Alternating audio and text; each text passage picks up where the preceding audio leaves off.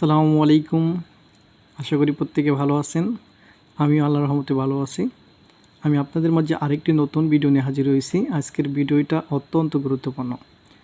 আজকে আমাদের বিষয় হচ্ছে ক্রমিক সংখ্যা বর্গের অন্তর দেওয়া থাকলে কীভাবে আমরা সংখ্যাগুলো নির্ণয় করব। এখান থেকে বিসিএস সহ বাংলাদেশের সকল সরকারি চাকরি পরীক্ষায় কোশ্চেন হয়ে থাকে। আশা করি এই টিউটোরিয়ালটা যদি আপনি মনোযোগ সহকারে দেখেন তাহলে এখান থেকে যে ধরনের কোশ্চেনই আসুক না কেন ইনশাল্লাহ উত্তর করতে পারবেন। দেখেন, কোশ্চেন হচ্ছে দুটি ক্রমিক পূর্ণ সংখ্যা নির্ণয় করুন যাদের বর্গের অন্তর 47। এখন এই কোশ্চেনটা ছিল 26তম বিসিএস পরীক্ষায়। আমি এই কোশ্চেনটা প্রথমত ম্যানুয়াল দেখাবো কীভাবে আমরা লিখিত পরীক্ষায় লিখতে পারবো এবং শর্টকাটে পিলির জন্য কীভাবে আমরা শর্টকাটে 2-1 সেকেন্ডে অর্থাৎ মুহূর্তের মধ্যেই দেখা মাত্রই কীভাবে নির্ণয় করতে পারবো সেটাও আমি আপনাদের দেখিয়ে দিব। তো আগে আমরা এটা কীভাবে লিখিতর জন্য করব সেটা আমরা দেখব। দেখেন, দেওয়া আছে দুটি ক্রমিক পূর্ণ সংখ্যার নির্ণয় করুন যাদের বর্গের অন্তর 47। তাহলে দুটি ক্রমিক পূর্ণ সংখ্যা আমাকে প্রথমে ধরে নিব।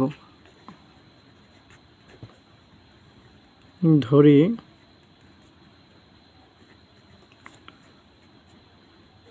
একটি সংখ্যা x, অপর সংখ্যা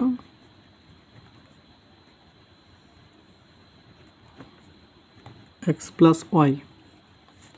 আমরা দুটো সংখ্যা ধরে নিলাম। হ্যাঁ, এই দুটো সংখ্যা বর্গের অন্তর মানে বর্গের বিয়োগফল। তাহলে আমরা বড়টা থেকে বড় সংখ্যাটাতে আমাদের এই দ্বিতীয় সংখ্যাটা বড়, এই সংখ্যাটা ছোট। তাহলে বড় সংখ্যাটি থেকে বড় সংখ্যার বর্গ মাইনাস ছোট সংখ্যার বর্গ, অর্থাৎ দুটি সংখ্যার বর্গের অন্তর অর্থাৎ বিয়োগফল পেলাম। কত দিয়ে দিছে আমাদের প্রশ্নে দিয়ে দিছে 47 ইকুয়াল 47। তো দেখেন, এখানে a plus b whole square একটা সূত্র পড়ছে। তাহলে x square plus 2ab 2 into a plus b plus b square minus x square equal 47।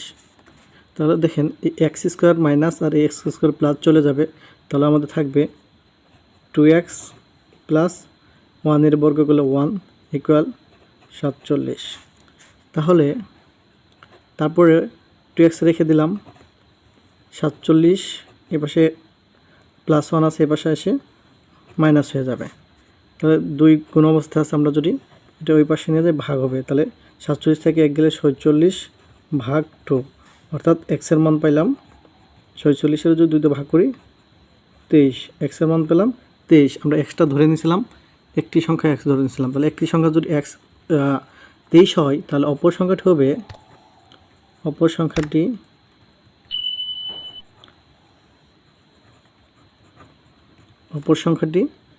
X plus 1। আমাদের অপর সংখ্যাটি ছিল এক্স প্লাস 1।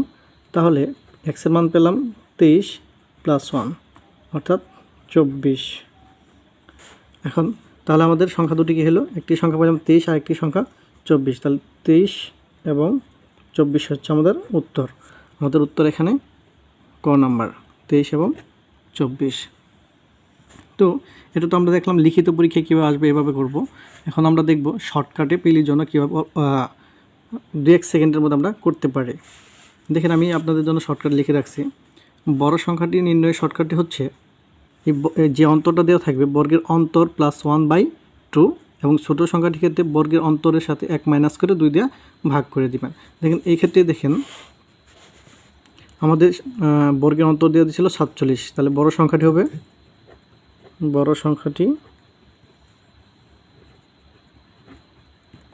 আমাদের বর্গের অন্তর দিয়েছে 47। তাহলে 47 সূত্রের প্লাস বাই 2, তাহলে হলো 48 ভাগ 2।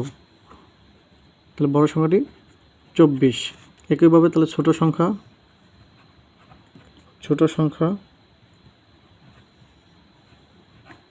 সংখ্যাটি তাহলে বর্গের অন্তর্গত দিয়ে দিয়েছে 47 আর সূত্রের হচ্ছে আমাদের -1/2। তাহলে 46 ভাগ 2 সমান সমান 23। দেখেন একই উত্তর আসছে আমাদের। ছোট সংখ্যাটি হচ্ছে 23 এবং বড় সংখ্যাটি হচ্ছে 24। সো ভিউয়ার্স, আপনারা এই সূত্রটি লিখে করতে হবে না, বিলির জন্য আপনারা মুখে মুখেই অঙ্ক করতে পারবেন। যে সংখ্যাটা দেওয়া থাকবে সেই সংখ্যাটাকে 1 বিয়োগ করে 2 দিয়ে ভাগ করবেন, ছোট সংখ্যাটি চলে আসবে এবং 1 যোগ করে 2 দিয়ে ভাগ করবেন, তাহলে আমাদের বড় সংখ্যাটি চলে আসবে। দেখেন পরের কোশ্চেনটা হচ্ছে, দুটি ক্রমিক সংখ্যা বর্গের অন্তর 37 হলে সংখ্যা দুটি কী কী? বর্গের অন্তর দেওয়া আছে 37, তাহলে বড় সংখ্যাটি হবে এই বর্গের অন্তরের সাথে 1 যোগ করব, তারপর 2 দিয়ে ভাগ করব, যেটা পাবো সেটা বড় সংখ্যা। তাহলে 37 আর 1 38 আর 2 কত হবে?